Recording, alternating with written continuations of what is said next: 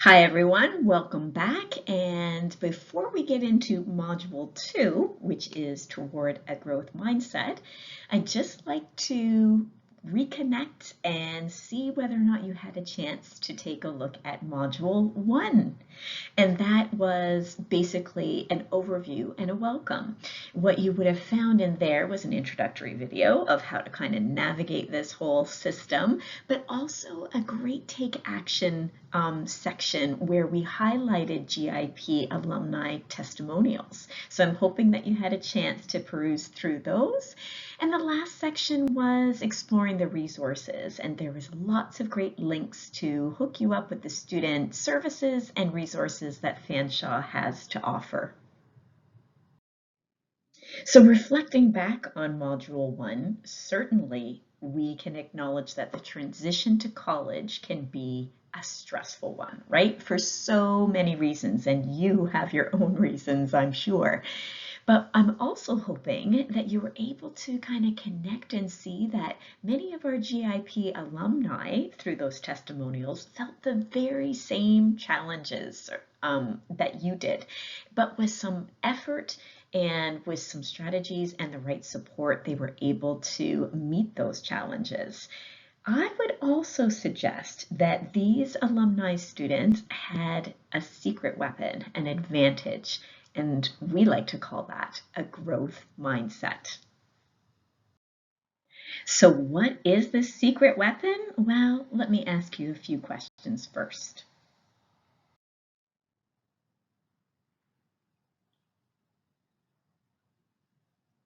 What do you think? So what you see here are the 3 questions that actually comprise the growth mindset scale. And so what I want you to do is just take a moment, pause the video, and answer these questions honestly. All right, so pause it, and then let's pretend that you're back. From these questions, you'll see that the higher your score, the greater the tendency that you have towards what's called a growth mindset. Whereas the lower your score, you might be sitting on that continuum where it's maybe leaning towards more of what's called a fixed mindset.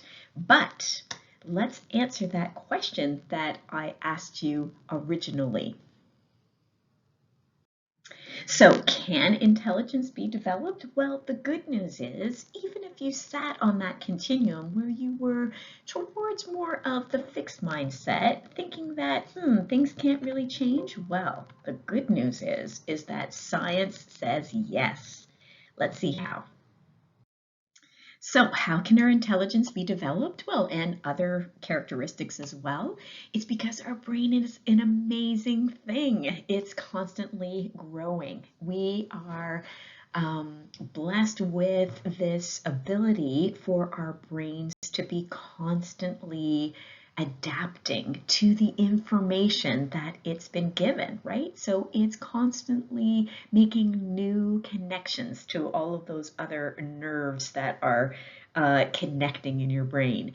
And it does this by responding to new information, by using information from all of your senses, and even sometimes when there's been damage to those nerve cells, it can sprout out new connections to alternate nerve cells in a form of adaptation. And based on this science, Carol Dweck and colleagues have developed this great concept referred to as the growth mindset.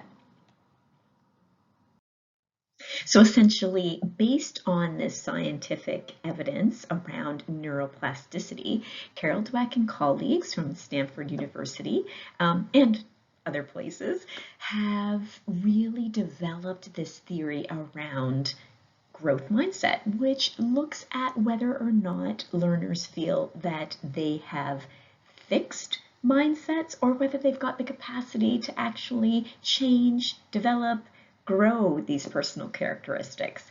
I've actually got a great TED Talk from Carol Dweck that I have posted in the resource section. So if you want to learn a little bit more about the growth mindset, make sure you check that out. So remember, growth and change can actually happen with dedicated effort, trying some new strategies, and also seeking the right help or the right supports when appropriate. Then things really can change. And in general, they're finding that these growth mindsets are associated with some positive outcomes, meaning marks and maybe even motivations. So there's scholars and educators who've actually developed growth mindset interventions, things that actually help students move towards this growth mindset. And one of those researchers is Nicole Hollywood, and she's actually developing an intervention for her students at a college in the US to promote this growth mindset, among other things. She's looking at some cool stuff. But she's, with permission, I actually asked if I could share this illustration with you guys, and she said, sure. It's showing, a nice contrast between what the difference is between a fixed and a growth mindset. And there's some differences in the way that individuals maybe perceive their situation as well as behaviors, right? So those with growth mindsets, they see that success might happen over time. It takes a little bit of time, takes a little bit of effort, but they'll get there. And they also see challenges as a learning opportunity. They're a little more resilient, they can bounce back, and so equates reward with the effort, really looking at the process. And also no frontin'. Well, at the college, this terminology refers to no wasting time, no making excuses, just kind of get down to it. And also that these individuals felt like they had some control over their situation. So this was a nice way of kind of contrasting those concepts. There's also more recent research that's been looking at growth mindset in post-secondary education specifically. And Jaeger et al., who is a colleague of Carol Dweck, they actually, when they took a look at 3 different post-secondary sites or settings, they're seeing some really positive outcomes with regards to the growth mindset interventions. One of them being that admission rates and enrollment rates were increased and that students stuck with the program, but also in one of the studies, they saw that it actually raised their grade point average, and these students had more of a tendency to be seeking out some of the counseling resources, and they were connected more, both with their peers and on campus and so on, and seeing that there might be greatest benefit overall for high-risk students. And for those high-risk students, it tended to be African American, Native American, Latino, Pacific Islander, and as well as what's called first generation students, meaning it might be they are the first of their family to actually attend college. So some good positive outcomes there.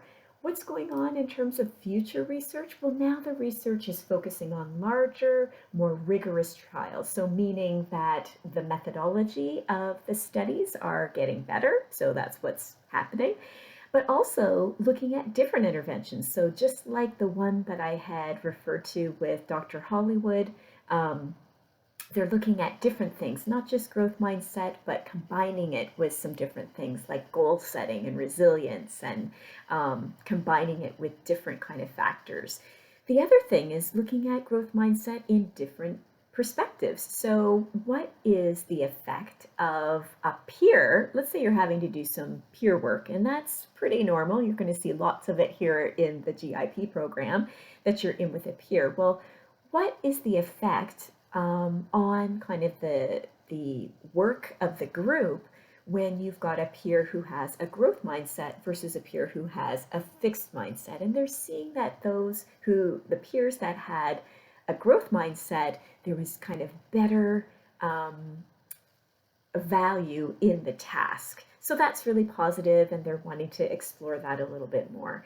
And finally, really, the research is trying to just look at all different contexts, right? Trying to show that environment and support for the interventions to be successful really does depend upon the environment and the supports and all of that. So, Fanshawe College might be really different than some other colleges. And so they're trying to tailor these interventions to the specific setting. So what would Carol Dweck say? Remember, the pioneer who developed this concept of the growth mindset. What would she say to improve it and cultivate it? Well, she talks about this wonderful notion of believe in the power of yet. I can't do this yet. I'm not good at it yet. It doesn't make sense to me yet. And you'll get to hear a lot more of this excellent kind of way about thinking about things in the TED Talk that I've got posted in the resource section. She also talks about challenging yourself all the time, taking setbacks, turn them into valuable information, right? We can always learn from those challenges and barriers, and we all have a unique set of skills and things that we're actually can contribute and make value of, right? So how do you view your challenges? This is one thing to really think of. Do you define it as good or bad? And sometimes when you perceived it as bad, did it really turn out to be all that bad in the end, right? Does it actually end up being an opportunity to grow? So those are things to think about. I've got other things for you to think about as well. We know that deeper learning takes effort and reflection. And it's important for us as we are learning in the GIP program to constantly be challenging yourself and to be thinking about the connections. Why did I do what I did? How am I going to do this? What did I learn? How does it relate to my past experience, or how's it going to change my future experience? Why is this meaningful and important to me? So, by remaining curious and asking yourself these important questions all throughout the program and with each kind of course that you're in, stay curious, and you're also going to cultivate that growth mindset. So in each of these modules, we've definitely got a take action section for you. And this is where I offer you a few things to kind of reflect upon, to do, and to connect with your GIP community on the forum to kind of further discuss some of these concepts. So I ask you, where are you right now in terms of your mindset? If you even have a fixed mindset, all is not lost, because what did we learn? We learned that we're able to change some of these things. We're able to change our intelligence. We're able to change some of our personality characteristics, right? They're not fixed. I am going to get you to watch Khan's Academy on how to grow your brain, and I'll want you to reflect on a couple of questions. How has your previous experience shaped your thoughts about intelligence? And can you think of a time when a bad outcome actually turned out to be for the better? For myself, I can give you a really great example. So, being a physiotherapist, I really, in my background, have never had to rely upon knowing much about technology, right? But when COVID hit, I really, thought of this as being a big challenge for me, right? How am I going to deliver all of my lectures online? I'm so used to being hands-on and face-to-face in the class and so on. And I thought that this was actually going to be quite a barrier, and it was a little bit of a challenge, but I didn't know how to use the technology yet. I didn't understand it yet. And a really bad outcome turned into a good thing, that it's taught me how to offer some things in different ways. So I'm going to challenge you to do the same thing. Think about a situation where you were faced with a real challenge, but it turned out to be an okay thing in the end. I also want you thinking about what you're excited to learn about. How are you going to stay curious, and how are you going to keep asking yourselves those important reflection questions? And then I want you to check out the Explore section that has all of the great resources for you too. So looking forward to seeing you in our next module, which is Bringing Your Best Self. And you can check out any of the references that I used for the development of this module in the next couple of slides. See you then.